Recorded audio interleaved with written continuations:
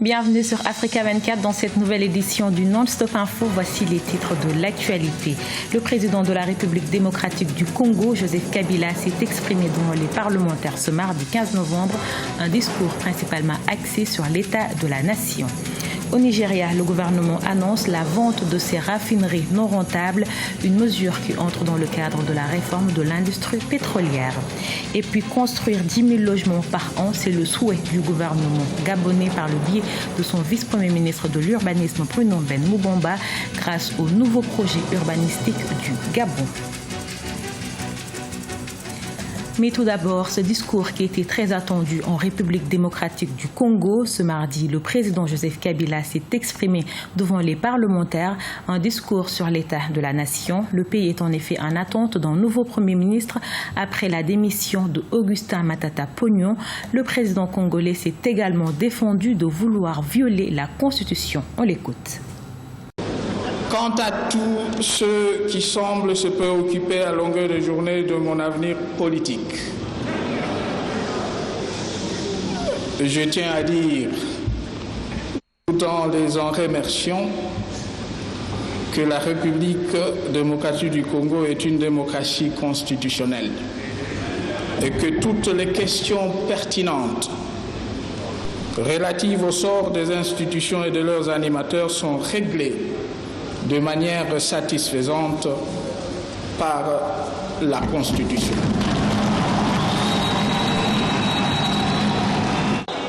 N'ayant jamais été violée, la Constitution sera toujours respectée, et ce, dans toutes ses dispositions.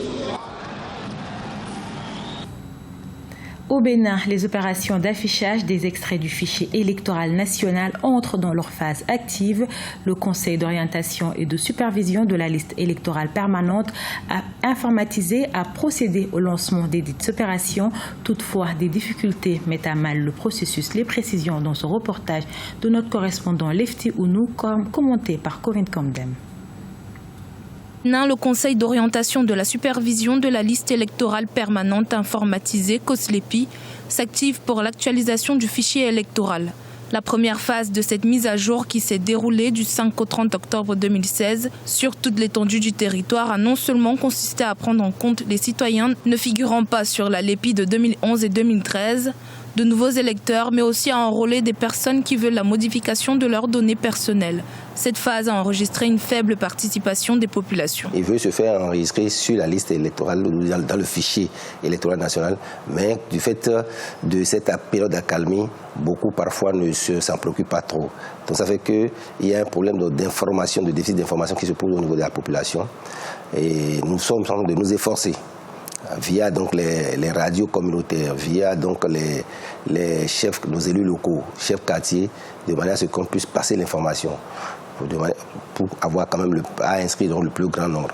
La deuxième phase doit conduire à l'élaboration des cartes d'électeurs pour les nouveaux majeurs et les nouveaux enrôlés. Après la première phase, les données collectées seront transférées vers le Centre national de traitement. Plusieurs difficultés entravent le bon déroulement des travaux, notamment la non-disponibilité du financement nécessaire. Il faut dire qu'au cours des deux COS passés, au cours surtout l'élection présidentielle passée, tous ceux qui avaient travaillé comme agents pour le compte du COSLEPI n'ont pas pu entrer en possession de leurs indemnités.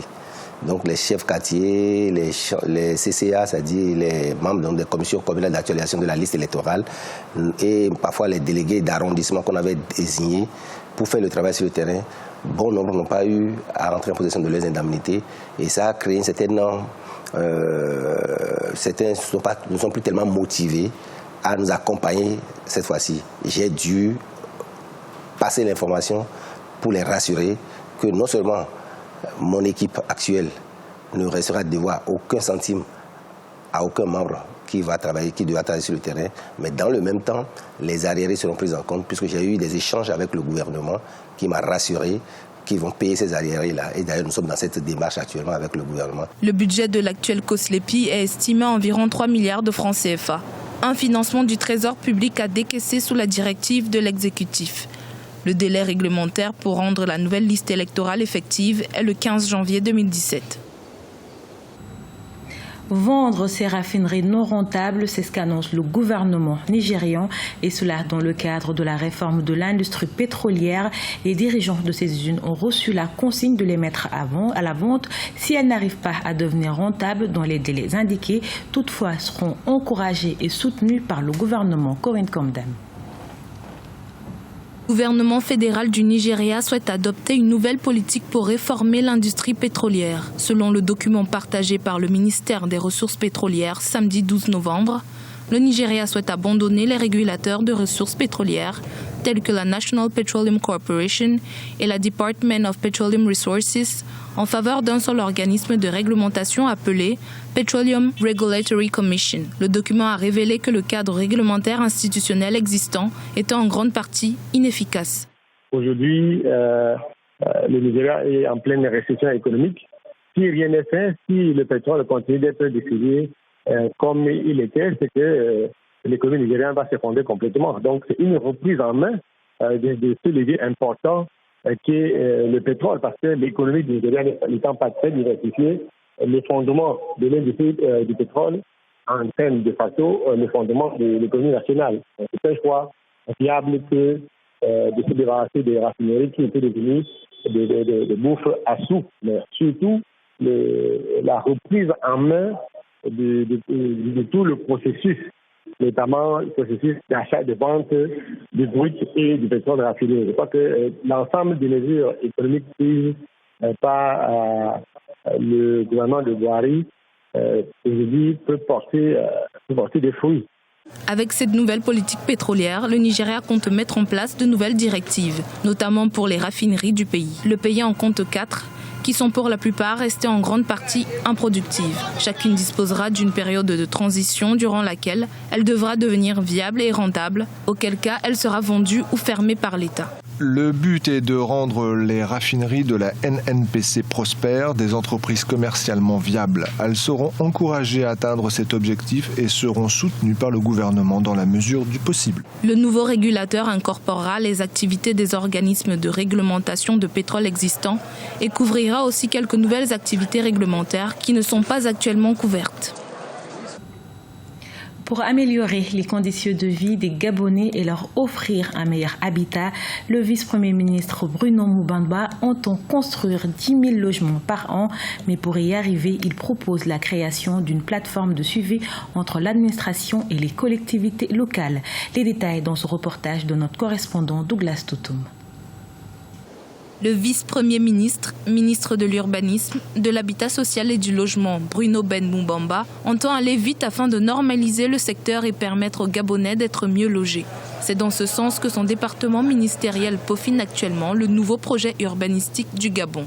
Un projet qui devrait permettre à terme à Bruno Ben Mubamba de construire 10 000 logements sociaux par an, au lieu des 5 000 logements que projetait le chef de l'État Ali Bongo en 2010. Le nouveau projet urbanistique, le nouvel ordre urbanistique que nous sommes en train de mettre en place va s'allonger autour de la route nationale numéro 1, c'est-à-dire en partant du PK0, ça s'appelle l'urbanisme de façade, en entendant les outils de planification, on va développer des parcelles à partir notamment de la zone d'Ongkok, Ntoum, Kango, Dongila, Kokobiche. Pour atteindre ces objectifs, le nouveau patron du logement au Gabon et ancien candidat malheureux à l'élection présidentielle du 27 août 2016 a décidé de la création d'un comité de suivi mixte composé de toutes les parties prenantes au dossier pour la réussite de ce qui a été le talon d'Achille du premier mandat d'Ali Bongo Ondimba, dû à de nombreuses pesanteurs.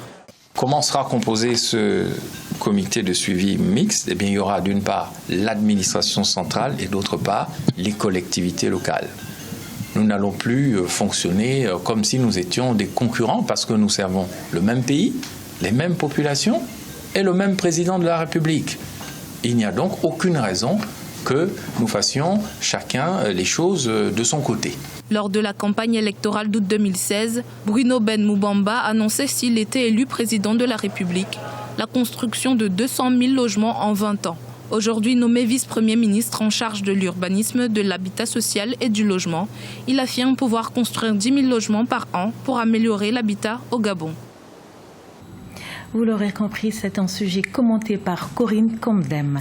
Et ce journal a été réalisé par l'ensemble de la rédaction. Nous vous remercions pour votre fidélité. Dans un instant, une nouvelle édition de l'actualité sur Africa 24.